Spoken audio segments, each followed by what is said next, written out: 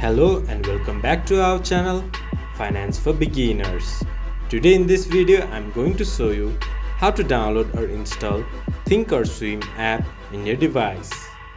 To do so, follow some simple steps with me. First of all, go to your Play Store or App Store. Then search Thinkorswim.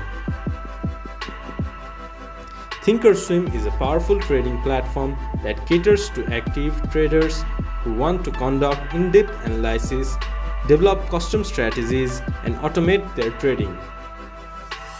Now, you can see Thinkorswim mobile. Tap on it, then press Install.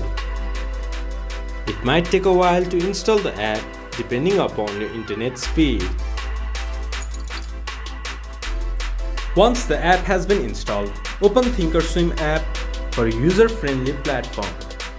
This much for today's video. If you guys find our video helpful, please leave a like and comment. And do not forget to subscribe our channel and hit the bell icon. I'll see you guys again in our next video. Thank you for watching.